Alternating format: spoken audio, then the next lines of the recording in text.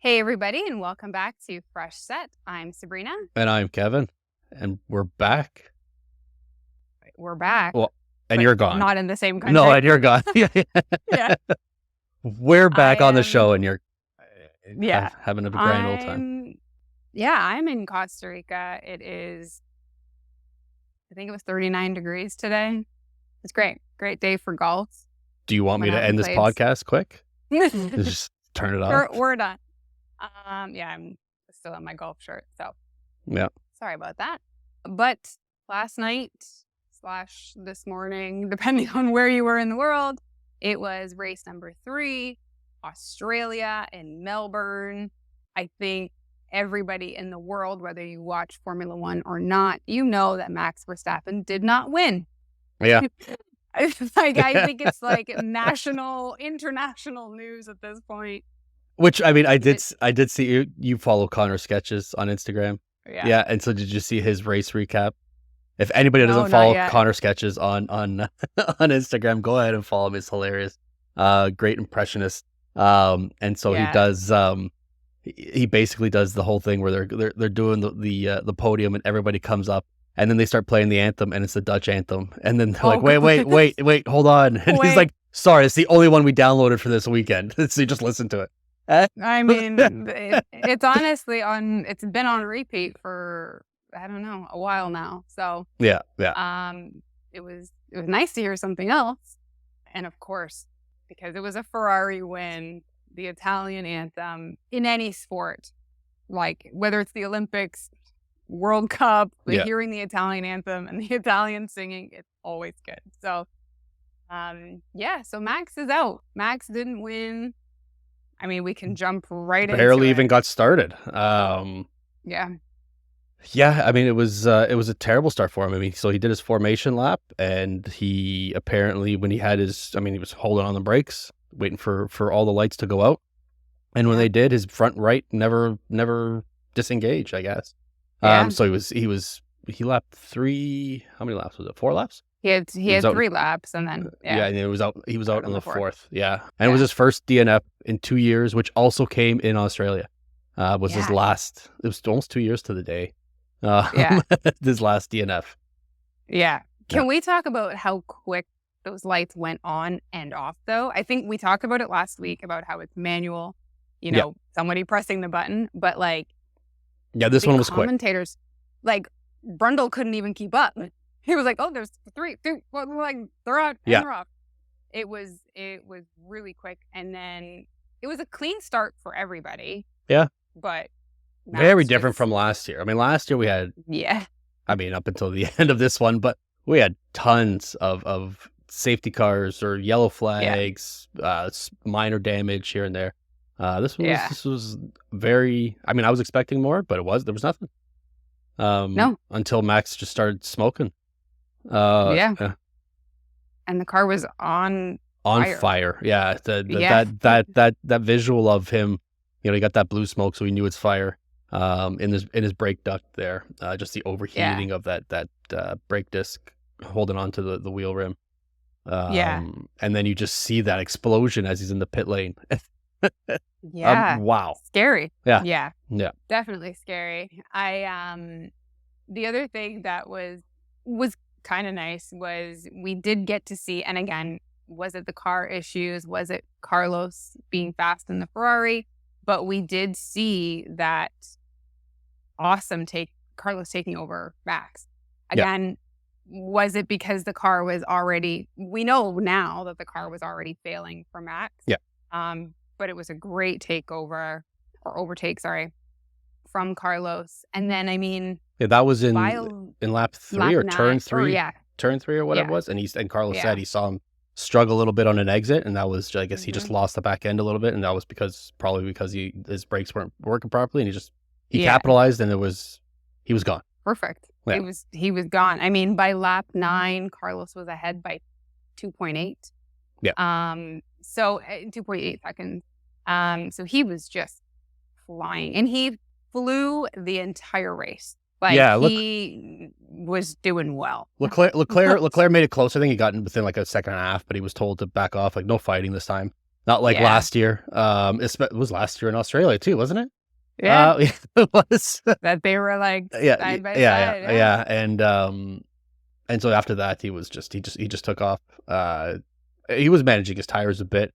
Maybe he was also probably feeling a little bit uncomfortable because you could see when he got out of that car, he was a little ginger. He took a while to get out of the car, but he had to pass that safety of being able to get out of in a reasonable amount of time. Yeah. Right. So, I mean, for anybody that doesn't know, 2 weeks ago in Jeddah, Saudi Arabia, Carlos, his appendix, it didn't burst, but he had appendicitis. He had appendicitis. Or I don't know if it didn't. No, it didn't burst. Because it wasn't like I wasn't in the hospital. He had. If it was burst, he would have been out for probably a lot longer. But he he had it removed, which probably caused, the running joke was it gave him a 10 throughout the race. Probably did. Yeah. Well, even Lando said, he says, I'm going to go get my appendix out now. Yeah, honestly, they all should. So he had it out 2 weeks ago. Surgery. I mean, he's been recovering, and that was something that has been talked about a lot this weekend, was that he wasn't in the gym. He's been in bed for 2 weeks. So I'm just trying to recover, and he won. He did a fantastic job. Well, and he had to. I don't think there was any doubt that he was going to be out of this race, because I mean, he's fighting for he's looking for a seat next year. There's no way he was going to let Behrman come back in. No, it just wasn't going to happen. No, he couldn't do it. Definitely. We had another awful Sauber pit stop. Yeah, 30-something seconds. This is the third race in a row. And it's the same problem. And they said, they brought out extra nuts. Everybody had a nut in their hand. So many so that they were rolling out into the pit lane. It's been such a problem that even the commentators are getting in on the nut jokes. All the nuts. There was nuts flying everywhere out of those commentators' mouths. They just wanted to. They were like, we have to. Oh, how could they not? On this moment. Yeah. So for sure. Yeah, no, 32 second pit stop, something like that for Zhao, which effectively ruined his race. He was done after that. There was no coming back from that. And he finished. I think he still finished ahead of the Alpines, didn't he? Or one of them, I believe. Yeah, it was terrible. So, another disaster for them. We were seeing, everybody's always concerned, when Max is taking off, there's nothing happening. It's boring. If you are paying attention to the back of the grid or anybody behind Max, in a usual race, there's lots of racing going on. There's lots of fighting going on. And we saw the same thing because, and I said this to you, we saw Carlos give those same kind of gap times that Max usually has. Yeah. So is everybody still going to say it's boring now when someone else is doing it? So there was lots of fighting. We saw Charles and Oscar Piastri. They were fighting, but then they had Russell coming up behind them, and we'll talk about him in a little bit. Yeah. You also had Albon and the Haas. Yeah.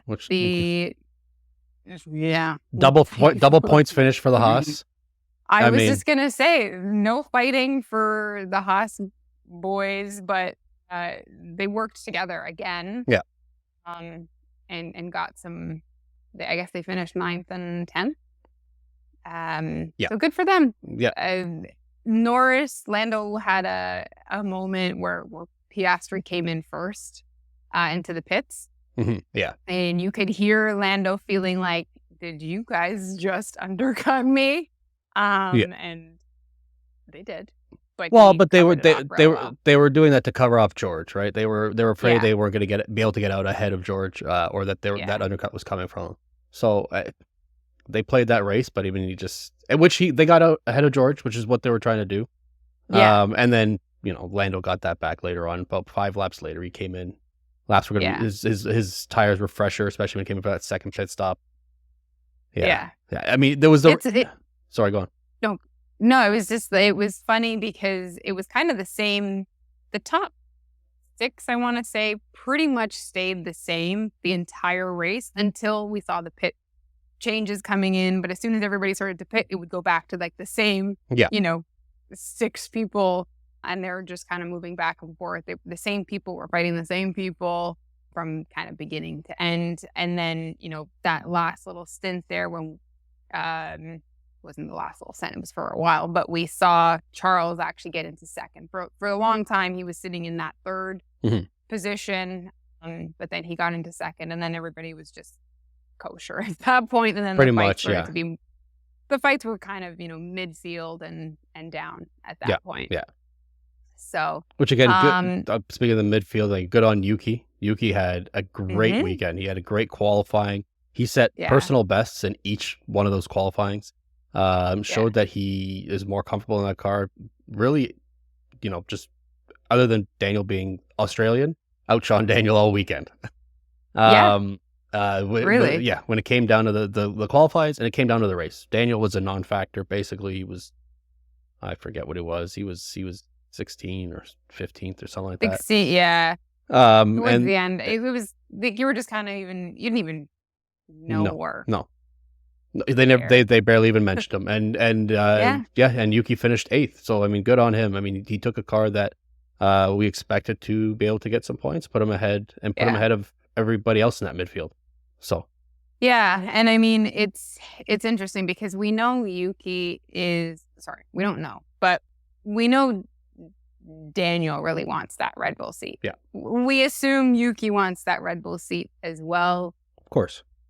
And, Daniel's the favorite. He's the favorite with Christian. We see it. It's obvious that he's the favorite. But I think it's time that, glad to have him back on the grid, but I think it's time that we stop looking at Daniel. Like, we got to be looking at Yuki. Yeah.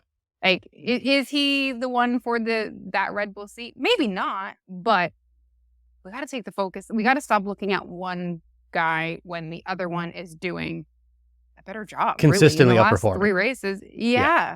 And it was last year too. I mean, Daniel had a great time in a Red Bull simulator. Great. He had one great, and then not in a Red Bull simulator, in a simulation run in the actual Red Bull. No problem. He had one good day, and then he didn't really do much with it last year. No. Right? Yuki still beat him out last year when he was in a car, and he's doing it again this year. So I think it's time that they look beyond that. You're right. It sucks to say, because nobody wants to see him go away. No, but he's not. He's not deserving more so than Yuki. Right. I think we've got 2. I wouldn't say 2 valid drivers, but I would say it's kind of 1 right now. Daniel really hasn't done anything. No. Yuki's done a lot. So. And we'll see what happens there. Can Lawson do better than Daniel in that car? Possibly. Maybe. I don't know if we'll ever get to see it this year, but maybe. Yeah. So we'll see what happens over the next little bit. But I think Yuki's putting in the work, and he deserves every point that he's gotten so far. And maybe we'll get. So I can see his frustration as well, that he's doing all of this and not getting any of the recognition. Yeah. So hopefully he'll start to get some, now that he got some points. So, but give him kudos. I mean, instead of complaining, he's just putting his head down, he's putting in the work, and he's getting it done. So yeah, absolutely. The other shocker this weekend, and again, it's more of a shocker if you are just tuning into F1, don't really know the history of the last couple of years, but we had Lewis also DNF with car issues. During the race up until, maybe the halfway point, it was just engine issues that we knew of at the time. It was just Max has engine issues, Lewis has engine issues. And it's like, okay, we got 2 world champions here out with engine issues. What are the chances Super bizarre to see those two names out. Well, the last time they were both out in a race was the one where Max drove over Lewis's head. They took each other out. That was the last 2021. So yeah. I mean, again, very interesting. They were both changed very quickly on their pit walls. And angry. Yeah. Well, you know what's funny? Max looked very like stoic. Oh, not when they first got out of that car. No, yeah, that's when he first got out of the car. He was. I don't know who it was. One of the engineers. He was yelling at them like, "What the hell happened to my car?" Right? Yeah. And then, but like after that, he was just like chill, just talking to Christian, shooting the shit with Christian. I was like, okay, nobody's at fault here. But I mean, just how quickly he changed and got to the pit wall. You know, Lewis, same thing. He was sitting with Toto for a while there, a long while, because they were both out before lap 15. No, Lewis was out in lap 17 and Max lap 4. So by lap 6, Max was already changed into his regular clothes. Not a drop of sweat on him. Yeah, no. No. Yeah, and I mean, the other thing that was interesting too was the medium tires. 80% of the grid started with mediums. Didn't seem to be working for anybody except Sainz. Most of them changed by lap 8 or 9. Yeah, those mediums were not working for anybody. Sainz, again, because he was in the lead, he didn't have the dirty air. He was, controlling what he needed to control. Built himself a nice gap. Yeah. So he was. I mean, I had like we said, the pit started to happen pretty early on. Lap 15, Sainz is ahead of Alonso, and Alonso kind of came out of nowhere because of everybody pitting changing the he was tires. A late pit stop as well. Yeah, and so he was ahead of Alonso by 17 seconds. Yeah. So, I mean, he still needed to pit. There were a lot of pits going on behind him. So Alonso getting up there again was, I don't want to call it fluke, but in a sense it is fluke. And then Alonso became the race leader for a little bit there. Yeah, until he pitted. Just because of pitting. So, I mean, again, Sainz was building that gap. Well, as soon as he took by second pit stop, he was at 27 seconds ahead of Leclerc. Mm-hmm. So he came out, and then he came out with another 6 seconds left. Yeah. Right. So he built himself a max gap, basically. Yeah. It really was. It was a free pit stop. Yeah, and it just shows if your car is just working that weekend, it's not just the Red Bull that can do this. Well, and that's the thing. Like, are we going to be able to see that these? And it would have been interesting this race. Would we have seen a battle between a Ferrari and Max? I won't say Checo because he started from 6th, I think it was. Yeah. And basically got up to 3rd at one point, and then dropped back down to 5th. I think it was, right? I believe. Yeah. Yeah. So I mean, he was really a non-factor. I know he said he had some issues, but he's been saying he's had some issues, or this track wasn't good for him this whole weekend. There were some. I mean, he said that every weekend. Where Max is like, we'll see what happens in the race. He's like, oh, it wasn't good. So we'll see if we can make it work this. So he didn't really come close to touching a Ferrari. Checo. Yeah. No. Yeah.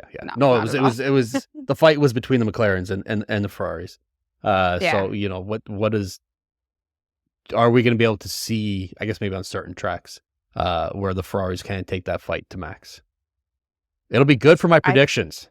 I think so. Well, I was going to say our constructors' predictions are doing really well right now. Yes, and I did say that Red Bull's going to have more mechanical issues and reliability issues this year. It's coming. See, he's only 4 points ahead right now, and so is Red Bull, only 4 points ahead in the constructors. Mm-hmm. So, I mean, we're only 3 races in, but I've basically won by this point. We just end the season right now. Kevin wins if we end the season right now. Yeah. Yeah, I think it was an interesting race, and just speaking of Checo, we had both George and Lewis at the times that, Lewis was still in, he commented about how quick Checo was and how fast the car was.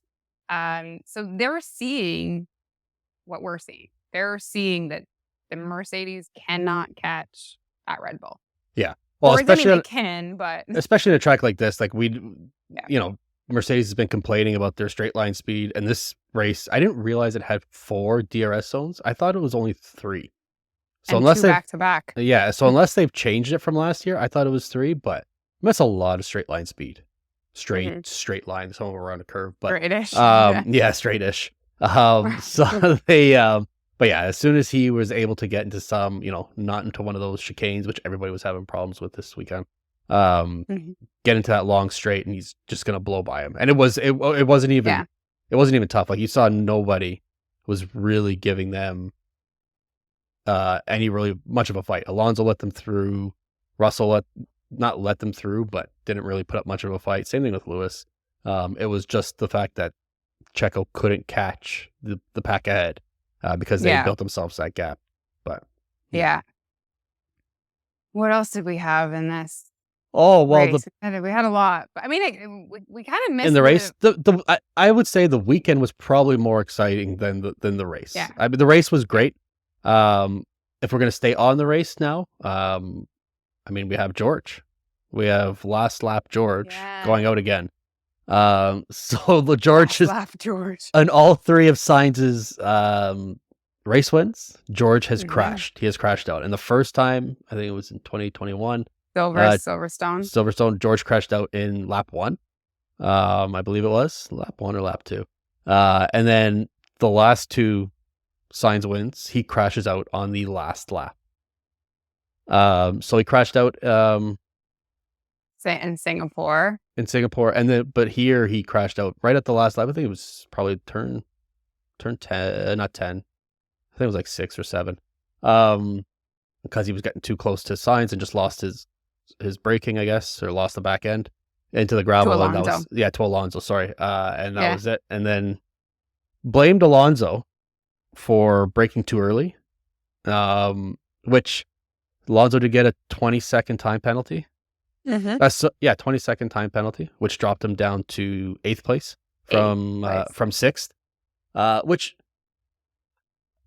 I mean, I think I was listening to who is it? George's complaint and Toto's complaint. And if that's the data they're going off of, I think it's complete bullshit. So what they're saying is that he braked earlier than he did on the previous laps. Well, I'm sorry, but you can change that. Why can you not brake earlier? Like, you're the driver behind. You're supposed to be paying attention to what's going on in front of you. You can't expect the person in front of you to do the exact same thing all the time. Otherwise, what's the point of racing? Like, if he wants to slow down a little bit earlier so he can get a better exit coming out of, it was turn 6. If he can get a better exit coming out of turn 6 or any other turn, as long as he's not stopped in a straight in the middle of the road, and what's the problem of trying to back up your opponent so you can get a better exit and build yourself? That's racing. I was going to say defensive driving 101. Yeah. It's not like he slammed on the brakes where he's coming to a complete stop. He's taking his foot off the throttle. He's braking a little bit earlier. So what? It's a little bit of a babyish complaint. Alonso agrees with you. I know he does. He, like, his post about it kind of talks about what you're saying, is like, what do you mean I can't brake? I mean, he's not allowed to call it bullshit on social media. He can. Why not? But he's gonna get a fine. He's got the money. He's fine. It's okay. Yeah. But I mean, I agree. I think that's a very fine line. They gave him the penalty. He's shocked by it. I kind of am shocked by it too. He didn't. I don't know. It was weird. I think George maybe, like, if we want to compare, do we say that the same thing happened in Singapore? Like, did Lando brake too? You know what I mean? Like, we're doing the same. Well, that one was different. That one was George was coming really close. He clipped the wall. Yeah. He clipped the wall, but it's like he has this driver in front of it. You know someone's going to be in front of you unless you're the race leader. But you're supposed to react to the race conditions. Exactly. You're supposed to be watching. You're supposed to be. Yeah, it's a little babyish. He didn't. Yeah, he didn't. Alonso didn't create some kind of dangerous move or to do a dangerous move. He didn't turn late into a braking zone. He didn't brake check him because Russell was far enough away. It wasn't brake checking. He just slowed down a little bit earlier so he can get a better exit. And especially we've all done it. Especially we've all done it in F1. We've all done it. Especially when you're on the last lap, you don't want to be crashing out, taking those extra chances on that last one. So if you can build yourself a little bit of a gap, why not? Yeah. And Alonso was right. It was hard but fair, in my opinion. Yeah. So the penalty, not fair. Yeah, there was a lot of, I guess, data-driven bullshit this weekend, and so that was one of them. Yeah. The other one, I guess. Well, I guess we could. Do you want to stay on the race and about the race win and sign? Or we spoken about that already? Yeah. But I mean, we could talk about it more. Of course, yeah, of course, yeah. Why wouldn't you want to? Why not? I mean, I will say it really. I mean, George crashing out, he was okay. I think it really sucked for Carlos that he worked so hard and had to finish the race under a virtual safety car. That kind of sucked. We had to reduce the speed. Which is also kind of, you have a racer in the middle of the track. That should have been a red flag.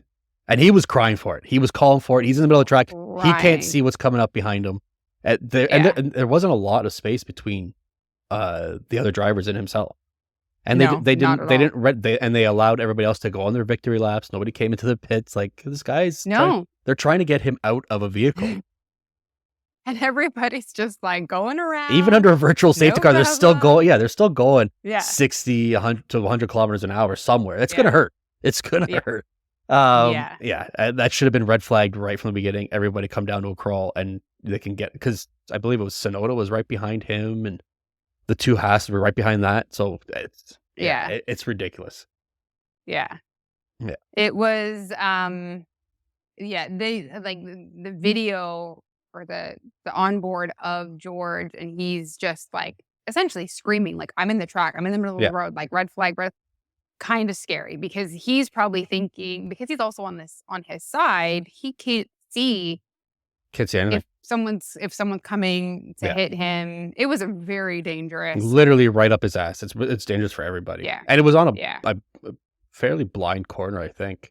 Yeah. So debris everywhere. Yeah. Complete mess. Yeah. But I mean, he was okay. So I think this race, I mean, we had put the poll out on our Instagram, how many cars we thought would finish. We started with 19, and we'll talk about that in a minute. Yeah. Because we've got opinions. We have Lewis out. Max. So Max out. We have George. Yeah. So, officially in the race, 3 out. Yeah. 4 with Albon being out because of his free practice. Yeah. We're just gonna go right into that, I guess. I think we need to talk about it. So for anybody that didn't watch any of the practice sessions, in FP1, Albon goes over a curb, just carrying maybe a little bit too much speed out of that curb. He loses the back end somewhere in the curb, and then goes right into a wall and skids down another wall. Basically, just playing ping pong off these walls. Basically, destroyed his gearbox. I think he cracked it in 2. His gearbox. Destroyed his power unit and destroyed his chassis, so the actual frame of the car, so badly that James Vowles said he could put a finger through it, which you're not supposed to be able to do. No, not at all. They couldn't get the car out for FP2, obviously because it was a damaged chassis, and they didn't. So for anybody that doesn't know, they do build spare parts, and they bring them. Most every team will have a spare chassis with them on for the weekend. There's only one other team. They never mentioned what other team it was, not that I saw, but there's another team that doesn't have a spare chassis. But what happened was that they had pushed their resources for production for so thin leading up to the season that they weren't able to build a third one. And apparently they're not going to have a third chassis until after China for race 5. For another 2 races, they're not going to be able to have one. It just won't be ready. So, and China's a sprint race, so they have to be very careful. Oh, right. Yeah. Oh, no. So what they had to do with that was send Albons back to England to be repaired, and then ship it back to Japan, which apparently is supposed to be like a $500,000 damage with all the travel and all this other crap. But that wasn't even the end of it. Yeah. That wasn't even the end of the drama. That's just the beginning of the drama. Yeah. So, like we've mentioned, every team has 2 racers. We have Logan Sargent and Alex. Yes, Logan Sargent and Alex Albon. And for some reason, and we can discuss this all we want, Williams, James Vowles, their team principal, decided that they were going to take, even though Logan's car was fine, Logan drove fine in free practice, they were going to have him not drive his car, and Alex Albon would drive Logan's car. Ensued. That's why, that's what you're going to get when you have an engineer who's your team principal, and everything is going to be based on data. And when you have the driver who gave you 27 of your 28 points last year, and he told, you know what, good on him. This must have been a very difficult conversation, but he told them to maximize our points, to give us our best chance at points. It's not you. Basically. It's not you, it's me. Yeah. So, and they put Albon in his car. In his car. Which has to sting. It sting. It has to sting. There's no way, because that's like somebody stealing your girlfriend while you're on a date. Yeah, basically. Basically.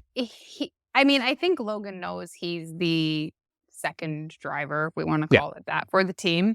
But that just, you have it there presented, and it's now presented to the world. We all know now, it just doesn't, I can see why they do it or want to do it or wanted to do it or did it, but is it fair? Is it? James made the right call, I think, for the team. It didn't do it wasn't the right call for Williams, what's public, image. Not at all. No. Which, company morale is going to be down. Think about like the teeter-totter effect. Nobody cared, not that nobody cared, but most people didn't think much of Sargent, right? I mean, it was the American driver. What does he know? Blah, blah, blah. And he wasn't proving it otherwise. But then this happens and everybody loves him. Everybody's on his side, obviously. But he's now become a fan favorite. They showed him in the garage on Saturday during qualifying with his cans on, and there was a roar through the crowds. He's a celebrity now. Yeah, for all the wrong reasons. But good on him. He didn't hold it back. Well, maybe he did hold some things back, but he said it was the most difficult part of his career. He wasn't happy with the decision, has to be. But he played the team game to a T. He was there all weekend. He was there on Sunday. He was there helping. He was there doing some data, whatever it was. Despite the tension in the garage. And I would assume the tension came more from the mechanics on Logan's side than it did Logan himself, because he was still talking with Albon and joking around and stuff. It seems like they have a pretty good relationship, but I'm assuming it's more so on the mechanics and engineers who are now essentially out of a job that day, have nothing to do because of somebody else. And it just sucks because you did nothing wrong. You drove your car. You did absolutely nothing wrong. And again, it's not like somebody brake checked Albon, or like Albon legitimately made a mistake. He lost it. He lost it. We can blame the car. We can whatever. There was a mistake that he did with a single car crash. He hit the wall and everything ensued. Fine. Logan did nothing wrong. And it he just did nothing sucks wrong, to but be it's a team penalized. it's basically the team saying you've also done nothing right. I mean, yeah, that's the thing. really, it's like think of the vote of confidence you get, like you're not getting from your team. Yeah. He barely. I mean, his re-signing for 2024 was so late as well. Like it was kind of like, ooh, we didn't know, and then all of a sudden they're like, yeah, 3 races in, you're out, buddy. You're out for this race. But at least he'll likely not be the highest damage this year compared to Albon. No. I mean, he'd have to work pretty hard to be. Yeah, he'd have to. Nothing. I mean, Albon's already $500,000 in there. Yeah, he's true. At least true. So yeah. And then we had Max's comments on it. So I mean, which is probably what Logan wants to do. Which I think Max's comments. Sorry, go on. No, I was gonna say Max can say it because he's not on the team. Max, I think it goes deeper than that. He might say for himself. That's like a warning, basically. To Red Bull. That's the thing, because if you guys ever try this, they would never, because if it was if Checo had destroyed his own car, first of all, Max is still driving his car. There's no chance they're kicking Max out. And if Max destroyed his own car, they're definitely 100% kicking out Checo, and Max is taking that car. Yeah, so I mean, he's in a very different. It's easy for him to say. It's never happening to him. Ever going to happen to him. But I mean, his comments were that he would flatten the car. So nobody's and then go home, and then just go, and then go home. First flight out of there. I mean, he'd probably sit in economy if he had to. He'd be out of there. Hilarious. But it's funny. But I believe it. Like I 100% believe Max would do it. So he would, but like I said, like it's easy for him to say because it would never happen to him. Right. And it's not his team. And again, Logan can't say that. As much as he wants to say it and wants to leave, I'm sure, you just don't feel valued. So he also doesn't have the contract. He doesn't have, like, he's still, Yeah, he's got to. But he has endeared himself to the fans. Yeah. Everybody had signs for him and like his the pen posters of him, and he was signing everything. Like he had a good weekend, I guess you could say, but not really. Well, as good as it could be, the lowest of the lows, but exactly. Yeah. What else do we have this weekend? What went on? We had. I mean, it was really more so off the track. I mean, Fred Vasseur having a great time signing. What's his name's Liam Lawson. Liam Lawson's shirt, having a good time. And we saw Gunther Steiner back on TV interviewing the podium interviews. Yeah. Which everybody struggled to understand him for some reason. Yeah, well, more so like Charles. I don't know, he was out of it, but he was. Yeah. No, I'm surprised that he didn't throw in an F-bomb in there, which I know. Wish he did. But yeah. The other big thing that was. Sorry, go on. No, I was just gonna say the one thing we did see. There was a lot of everybody doing everything for the team this weekend. So we, Alex and Logan. K-Mag and Hulkenberg worked together really well. Carlos, when he was coming in for the final lap there, I don't know if you caught it, but he kind of the victory lap. On the radio. He said on the radio, before he went through get Charles to catch up. Flag. He said, "Get Charles to catch up so we can do this together." And I was like, so cute. So cute. Yeah. Oh, of course. But, yeah, the two of them. And I was like, Charles is just going to go in front of it. But no, it was just, there was a lot of teamwork this weekend, which is, you don't always see it. So it was nice to see for sure. Yeah. That was definitely nice to see. The other thing is, the other big thing of the weekend, other than the Logan thing, was how are the honorary Australian taking the spotlight from everybody else. I mean, Bottas. Valtteri Bottas. Like everything leading up to the weekend, during the weekend. I mean, he was judging mullet competitions. Uber ride share with him as an Australian, and outfitted for Australians. Zhao had a custom sticker on his helmet, which was Bottas. This is his race. Like, this is his having country. the time of his life. Yeah. Well, and even the poster in Australia was Oscar, Daniel, and Bottas. Yeah. I mean, it's their home race, but it's apparently his too. So yeah. I think he had, and I mean, you and I have talked about this many times, but was it the best move on paper for him to move from Mercedes to at the time Alfa Romeo? On paper, no, not the best decision. No. Not really his decision to make, but I think in terms of being free, he feels the time of his life. He's racing. He feels a lot happier. Yeah. Yeah, like there's no pressure. It's not as rigid.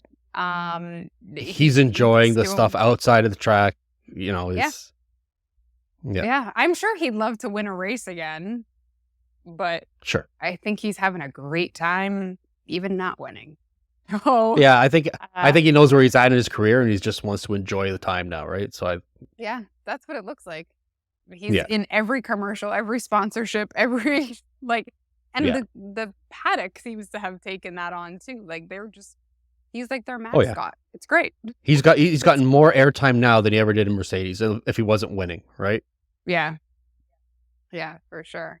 So it was. I mean, overall, I think it was a good weekend. Probably of the 3 races, I'm gonna say this was probably my favorite so far. Not because Carlos won, obviously, but that's part of it. I think just we saw a lot. There was a lot going on. Yeah, I wouldn't disagree with you. I think the first 2 races were so bogged down by scandal and all that other stuff that it wasn't so much about the racing. This was a little bit of everything, and even the off-track stuff was about racing. So and about team stuff. So I would agree with you that it was probably the best one. Which also I mean, speaking of scandal, I haven't heard a thing. I haven't heard an interview with Christian Horner in a week, 2 weeks. Like maybe we're good. Maybe they've taken out the complaining. Who knows? They've sent in. So I hope not. But, no. So I can't think of anything else that we're missing this weekend. No, and if we do, just let us know. But so with that, I think we can go into our couple set, which I've got a new segment, which I mentioned to you earlier. Yes, we do. So first of all, your fresh set of the weekend. Obviously, Carlos winning again. Obviously. And we didn't talk about it, but he is the only person in the last 12 races, 10 races to beat Max twice. Yep. 20. Yeah. It was in the last 20 races. He was the 10th on each one. Yeah. Yeah. There we go. So that's my fresh set. Mine would be, I'm going to go with Yuki. I really enjoyed watching him this weekend. And I'm happy that he got his eighth place there. So, and I'm happy he's just showing up without getting, angry. Not like we saw in the first race. taking out Daniel. Yeah. So that's my fresh shot. One thing we forgot to mention is there was a record broken this weekend. Lando Norris has broken the record for number of podiums. Oh, that's right. Win. Without a race win. Without a race win. Oh, it's terrible. I think it's 15. He's been on 15 podiums or 14, 0 first place. But that's not a bad record to have. No, not at all. But it's like Charles pole positions without a race win. Like that's yeah. But he's in the fight, so I'm still confident he'll get it this year. I think so too. Yeah. He's up there. Anyway, sorry. On to your next segment. No, that's okay. The next one was so a new one, our Dirty Air segment. So something from the weekend that was bad, that was disappointing, left a bad taste in her mouth. Just something like that. Something dirty air. Dirty the air. Stuff you don't want to be in. I think obvious is that, like you said, the Williams scenario, like you said, the Williams scenario doesn't sit well with me. I understand why Logan Sargent is. We've never said he's our favorite, No. but it just made Don't me think anybody feel has except for his so parents. bad. Yeah. Awful. It put a bad taste. But he's coming around. I won't lie. Fan. I feel bad for him. Yeah. I'm like, come on, Logan, let's do it. Gonna go buy a Logan jersey. But yeah, that would be mine. Okay. Mine. I mean, it's obvious. Mine's gonna be the Alonso penalty. I think it was unfair. I think it was harsh. I don't think it was deserved, really. He raced. He raced and he got penalized for it. I think the FAA at some point, they have their hands in things a little too much. I think the blame on this crash, which wasn't even a crash. Well, it was George's crash. I think that's solely on George in this one. And so I don't know why they would give Alonso a penalty for that. Yeah. I think it's complete bullshit, really. Tell us how you really feel, Kevin. I think it was interesting, the cool down room at the end where, we have Charles, Carlos, and Lando talking, and they're looking at it, and even the camera actually cut when they were started to look at the or the sound started to cut, when they were looking at George's crash. And you could kind of see that they were all like, what happened? Like it didn't look like anything to them. So I would agree that that's it was tough. I don't think 20 seconds, even if any penalty, 5 seconds, 10 seconds, I don't think it was deserved at all. But we're not professionals, so. Well, but that's the thing. Like, how do you give, like, K-Mag in race 1, race 2, race 1 got 10-second penalty for causing a collision. What did Alonso get 20 seconds for? Yeah. Even if you thought that he caused that crash, why is he getting 20 seconds over 10? Yeah, we should. You can find the penalty descriptions online. I want to pull it. I don't want to make myself more angry, but I'll try. I'll try and find it. Go look for it. Which actually, you know what? It was really weird. Just going into, you were talking about the cool down. It was really weird seeing not a hint of blue on that podium. In the order when you see it, like when you pull up at the F1 app, where it's just 2 reds and an orange. It was like, what the hell's going on? Yeah. Very bizarre. And I think I have another fresh set. Yeah, go ahead. For you. We can say whatever we want. It's our podcast. It's our podcast. It's again back to Carlos Sainz, but I thought it was really cute with his dad almost in tears. I think that was just dad emotion taking over. He was in the hospital with his son 2 weeks ago. He knows his son needs this win. He needs a seat next year. And it was just them looking at each other, which they could have been looking at 2 different things. We don't know, but in my head. Yeah, the TV just made it look like that. Yeah. They were they could have been looking at in your head, he was looking at you. Yeah. Well, I mean, he was, but, or his girlfriend, meaning me. But yeah, I thought it was really cute.